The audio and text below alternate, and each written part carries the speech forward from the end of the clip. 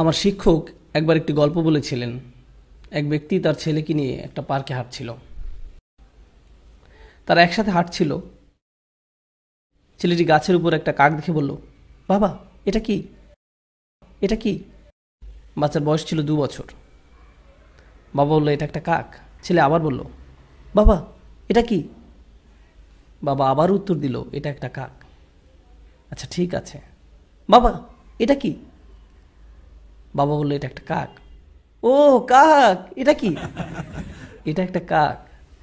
এভাবে 10 মিনিট ছেলেটি বাবাকে প্রশ্ন করে গেল। বাবা 30 বার উত্তর দিলেন। তিনি একটা ছোট ডায়েরিতে লিখে রাখলেন, আমার ছেলে আজ পার্কে হাঁটার সময় একটি কাককে নিয়ে 30 বার প্রশ্ন করেছে, যেটা ছিল পৃথিবীর সবচেয়ে সুন্দর জিনিস। 30 বছর পর, ছেলের বয়স এখন 2 বছর না, তার বয়স 32 বছর। বাবা ছেলেকে ফোন করলো, আমি কি তোমার কাছে আসতে পারি? ছেলে উত্তর দিল, বাবা এটা ঠিক দেখা করার সময় না। বাবা বললেন, আমাকে কিছুক্ষণ সময় দাও, আমার 10 থেকে 15 মিনিট দরকার, শুধু এইটুকু সময় হলেই চলবে। চলো গাড়িতে করে বের হই, তোমার সাথে কিছু ব্যাপারে কথা আছে। ছেলে বেশ বিরক্ত হয়ে, ঠিক আছে। বাবা আসলেন এবং গাড়িতে উঠে ছেলেকে নিয়ে পার্কে গেলেন। ছেলে মহা বিরক্ত হয়ে বলল, এসব কি বাবা, আপনি কি খুব দ্রুত বলতে পারবেন? আমার কাজ আছে। বাবা বললেন, শুধু আমার সাথে হাঁটো। তারা হাঁটছিল এবং গাছের উপর একটি কাক দেখতে পেল। বাবা বললেন, বৎস এটা কি? তুমি কি সত্যিই জানতে চাও এটা কি? এটা একটা কাক। ও বৎস এটা কি? ছেলে এবার প্রচণ্ড রেগে গেল। এটা কি একটা খেলা? আমার কাজ আছে, ঠিক আছে? এটা একটা কাক, আপনি কি দেখতে পাচ্ছেন না? আমি গত মাসেও আপনাকে নতুন চশমা এনে দিয়েছি, আমার সাথে এমন কেন হচ্ছে? বাবা আপনি কেন এত জটিল? আমি বুঝতে পারছি না সমস্যাটা কোথায়। জাস্ট বলেন কি বলতে চান। আমি ব্যস্ত আছি, ঠিক আছে? বাবা তার ডায়েরির পাতা খুলে বলল, বৎস ঠিক এরকম একটা ঘটনা 30 বছর আগে ঘটেছিল।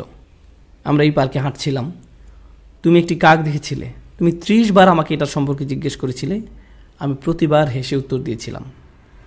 আর এখন তুমি দ্বিতীয়বারও উত্তর দিতে পারছো না।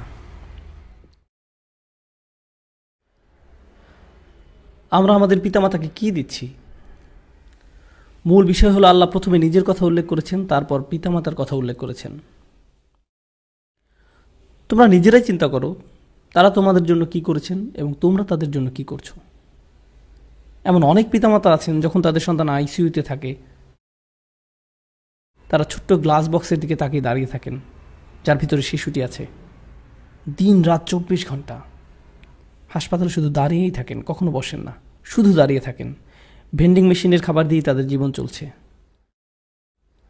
আর ঠিক এই সন্তানই বড় হলে ফোন করে খবর নেওয়ারও সময় হয় না।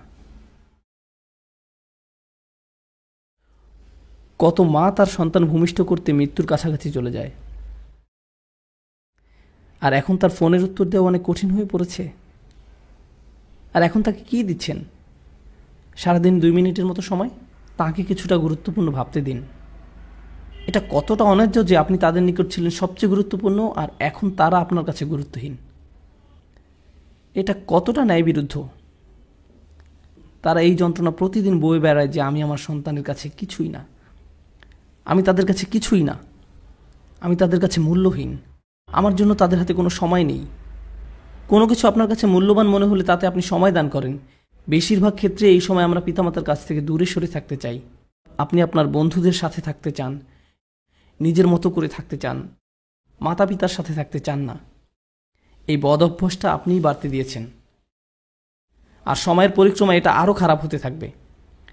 আমাদের পিতামাতা অনেক অনেক বেশি আবেগপ্রবণ, তারা খুবই রক্ষণাত্মক।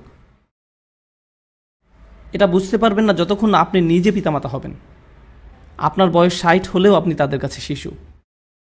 তারা এখনও স্মরণ করতে পারে আপনার ময়লা ন্যাপকিন পরিষ্কার করার কথা, আপনাকে দুধ খাওয়ানোর কথা, কিভাবে ঢেকুর তুলেছেন, পিছনের সিটে বসানোর পর কিভাবে আপনাকে পরিষ্কার করেছে, খাইয়েছে।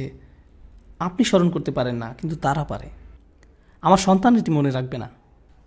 গাড়িতে বসা অবস্থায় আব্বু টয়লেটে যাবো, টয়লেটে যাবো, টয়লেটে যাবো, হঠাৎ করে সে চুপ হয়ে যায়। আমি বললাম, জানালা নামিয়ে দেয়, এখনই সময়।